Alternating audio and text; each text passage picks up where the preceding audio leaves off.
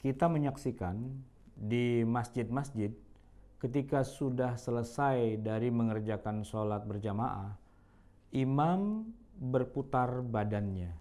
Kadang-kadang berputar hanya ke samping, tapi sering juga kita lihat dia berputar 180 derajat menghadap ke jamaah. Sebenarnya apa latar belakang dari gerakan berputarnya imam ini? Apakah memang ada perintahnya secara khusus ataukah tidak?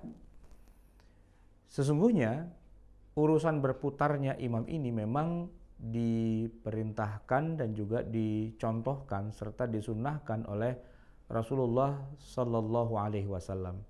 Di dalam salah satu hadis yang diriwayatkan oleh Al-Imam Al-Bukhari disebutkan, kana Nabiyyu Sallallahu Alaihi Wasallam idza shalla salatan aqbala alaina biwajhihi.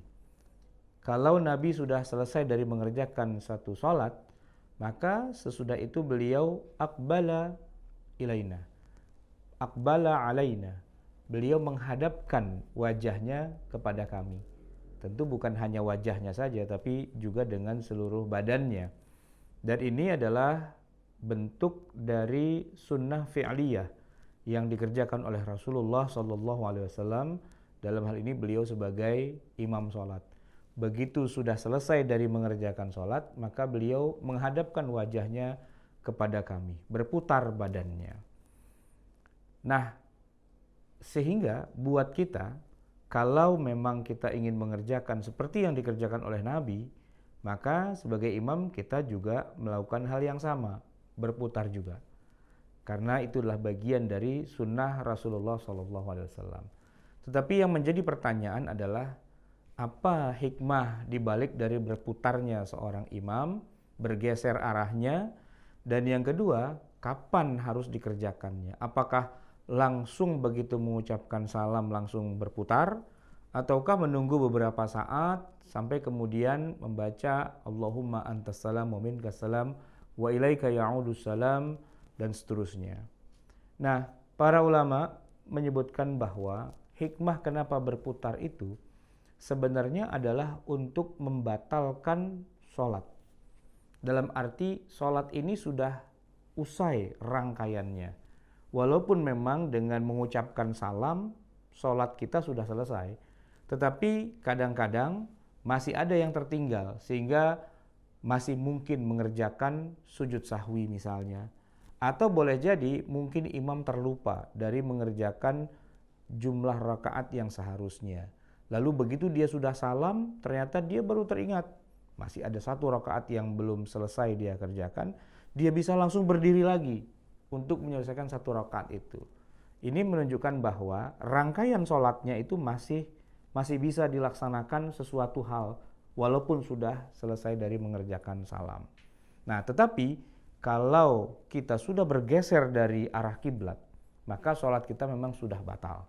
Nah, ketika imam melakukan pergeseran tubuhnya, menyimpangkan arah tubuhnya dari kiblat kepada tempat yang lain, maka dia sudah batal.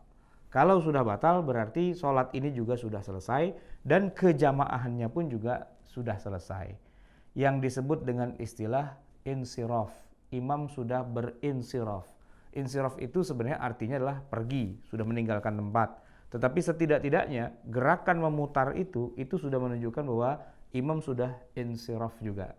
Nah, di dalam hadis yang lain kita akan menemukan bahwa Rasulullah SAW itu memerintahkan orang untuk tetap berada di barisan sampai beliau melakukan insiraf tadi. Ayuhan nas, inni imamukum. Fala tasbiquni birruku'i wala bisujudi wala bilqiyami wala bilinsiraf. Ini adalah hadis yang diriwayatkan oleh Imam Muslim. Wahai sekalian manusia, aku ini adalah imam kalian di dalam sholat.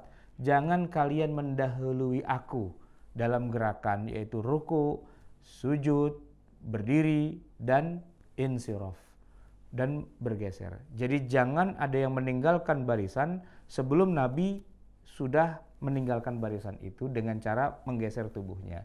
Dan oleh karena itulah maka imam yang punya kerahiman dia tidak terlalu lama menahan para jamaahnya sehingga begitu selesai salam dia segera bergeser saja, yang menunjukkan bahwa jamaah ini sudah selesai dan Anda sudah boleh meninggalkan tempat.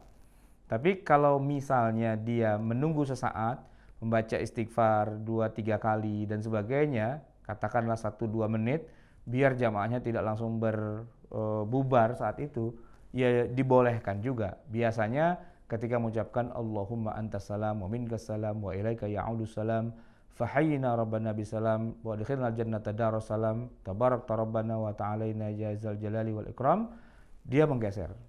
Baik itu 90 derajat atau 180 derajat, intinya itu adalah kode, itu adalah isyarat bahwa Anda kalau mau meninggalkan jamaah ini sudah diperkenankan, sudah dipersilahkan. Yang jadi pertanyaan terakhir adalah, kalau imam tidak menggeser-geser tubuhnya, dia tetap menghadap kiblat saja, apakah makmum boleh meninggalkannya? Kalau bicara boleh atau tidak boleh, tentu saja boleh karena sholatnya sudah usai. Tapi nilai kejamaahannya menjadi berkurang. Kenapa? Karena finish dari berjamaah itu bukan ketika salam, tapi ketika imam insiraf, ketika imam bergeser.